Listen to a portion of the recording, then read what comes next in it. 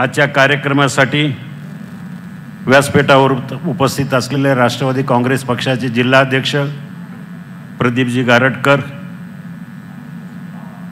महिला आर्थिक विकास महामंडळाच्या अध्यक्षा, राष्ट्रवादी काँग्रेसच्या प्रदेशाध्यक्षा आमच्या भगिनी रुपालीताई चाकणकर, जुन्नरचे युवा आमदार, माझ्या मित्राचे चिरंजीव आणि खऱ्या अर्थानं जुन्नर तालुक्यामध्ये ज्याने विकासाची गंगा आणली ते अतुल बेनके, माजी आमदार पोपटरावजी गावडे, सुरेशरावजी गुले, मार्केट कमिटी जुन्नरचे संजयजी काळे, दादा पाटील फराटे, देवेंद्र शेठ शहा, गणपतराव फुलवडे, खेड तालुक्याचे अध्यक्ष कैलासराव सांडबोर, शिरूर तालुक्याचे अध्यक्ष रविबापू काळे, जुन्नर तालुका पांडुरंग पवार, आंबेगाव तालुक्याचे आदरणीय विष्णुकाका हिंगे, अरुणराव चंबारे, मानसिंग पाचुनकर आणि माझ्यासोबत प्रवेश केलेले माझे बहुसंख्य सहकारी, त्यामध्ये आंबेगाव तालुक्याचे जवळजवळ सगळेच, दादा एकही माणूस आंबेगाव तालुक्यामध्ये पाठीमागं राहिला नाही, सगळ्यांनी मला त्यामध्ये मोठी साथ दिली. माझ्या गावातले सरपंच आणि सगळी ग्रामपंचायत या ठिकाणी उपस्थित आहे, माझं अख्खं गाव या ठिकाणी उपस्थित आहेत आणि किरणताई वळसे पाटील असतील, करण कोकणे असतील, ही सगळी मंडळी आपण मोठ्या संख्येनं या ठिकाणी या कार्यक्रमासाठी उपस्थित आहात. आपल्याला उत्सुकता असेल, राजकारण बदललं आहे, राजकारणाची समीकरणं बदलली.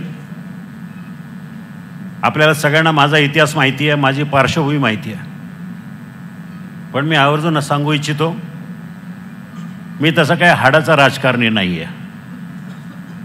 राजकारण करत असताना, समाजकारण करत असताना माझ्या घरात कोणी साधा ग्रामपंचायत सदस्यही कोणी नव्हतं, मला कुठलीच पार्श्वभूमी नाही आहे. ह्या आंबेगाव तालुक्यातल्या आणि शिरूर लोकसभेतल्या जनतेनं, मायबाप जनतेनं मला आधार दिला, मला आशीर्वाद दिले. आदरणीय दिलीपरावजी वळसे पाटील आणि आम्ही दोघांनी मिळून ह्या तालुक्यामध्ये काही प्रकल्प चालू केले, त्यामध्ये भीमाशंकर सहकारी साखर कारखान्यासाठी. तिथून खऱ्या अर्थानं माझी राजकीय राजकीय कार्याला सुरुवात झाली.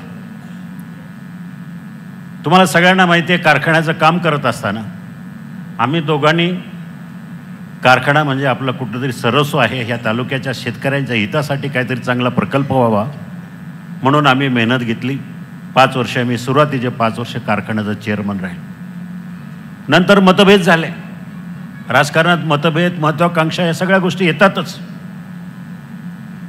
दुर्दैवानं मला दूर व्हावं लागलं, पण दूर होत असताना सुद्धा म्हणजे कधी वैयक्तिक द्वेष कधी मी दिलीपराव असतील किंवा तालुक्यातल्या कुठल्या कार्यकर्त्याच्याबद्दल मनात आणला नाही.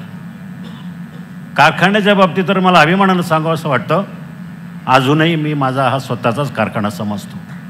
कारखान्याच्या विरोधामध्ये कधीही कुठल्या प्रकारची कारवाई केली किंवा काही असं काही कृत्य केलं असं मला आठवत नाही. जेव्हा जेव्हा गरज पडेल तेव्हा कारखान्याला मी मानसिक माझ्या बाजूने सहकार्य करण्याची भूमिका केलेली आहे. शेवटी राजकारणामध्ये महत्त्वाकांक्षा वाढतात. समाजामध्ये वावरत असताना लोकांचा संपर्क वाढतो.